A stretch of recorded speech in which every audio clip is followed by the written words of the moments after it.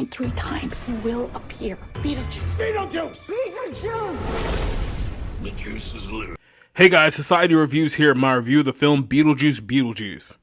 Ladies and gentlemen, welcome to the bottom of the barrel. The second that multinational billion-dollar corporations began to consume film studios and treat the film industry like a tab and portfolio rather than an actual studio, the modern film industry was inevitable. I am inevitable. Warner Brothers has been trying to fast-track a sequel to the cult classic Beetlejuice since 1988. I can't explain to you how we got from 1988 to 2023 in less than 30 minutes, so here's the Cliff Notes version of what happened. Warner Brothers wanted to do a sequel in Hawaii.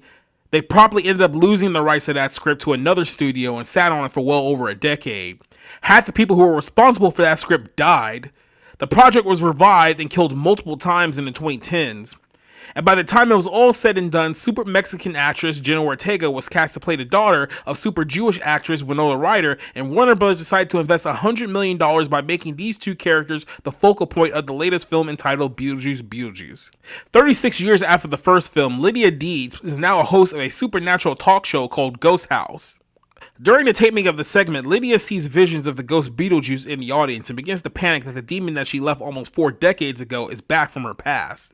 As Lydia deals with a broken relationship between her daughter Astrid and dealing with her father's death, in the afterlife, the ex-wife of Beetlejuice, Dolores, is back from the grave to take the soul of her former husband. This puts Beetlejuice in a bind, having to ask Lydia for her help to get out of this jam, but he still has a scheme to get out of the afterworld by using Lydia as bait. If the film takes 36 years to come to fruition, you should have counted your losses and gotten out while you were ahead. Beetlejuice 2 is a disjointed mess of a movie. It is a film that has so many subplots that aren't developed, half of them are given up on throughout the course of the movie. By the time the end credits roll, you realize that half the characters in this film could be completely cut out and it wouldn't have changed the direction of the film. Let's start with Jeffrey Jones, who played Lydia's father in the original movie.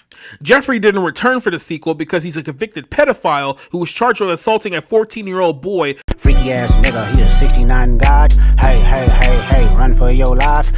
While Jeffrey himself isn't in the movie, the likeness of his character remains an integral part of the storyline, almost as if the filmmakers wanted people to forget why he's not allowed to be in this film in the first place. Most of the characters don't serve a purpose to this film, such as Monica Bellucci, who was sold to audience to be the antagonist of this movie and the main threat of the film. However, outside of her initial introduction, the character completely disappears for large stretches of the movie, to the point where you begin to wonder if she even had a purpose of being in this film in the first place.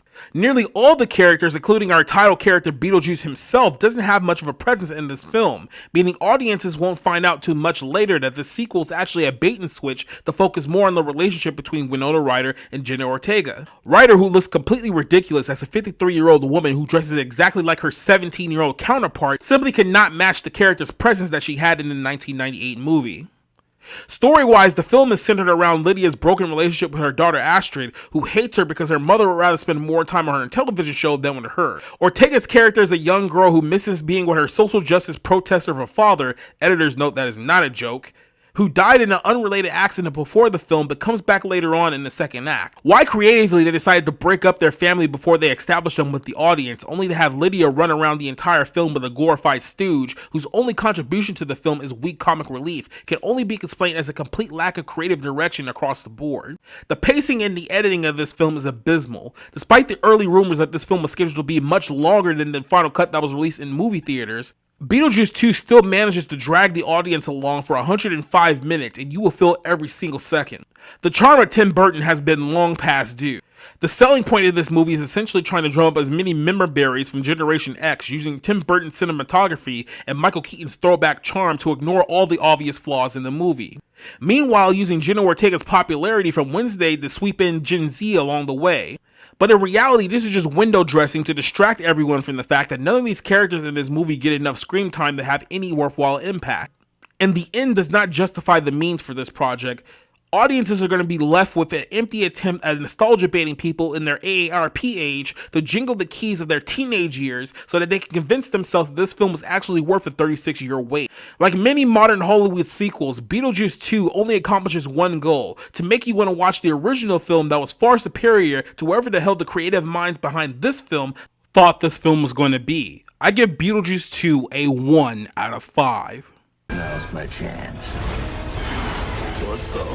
How do I know that you're gonna keep your word? I swear on my dead mother's soul.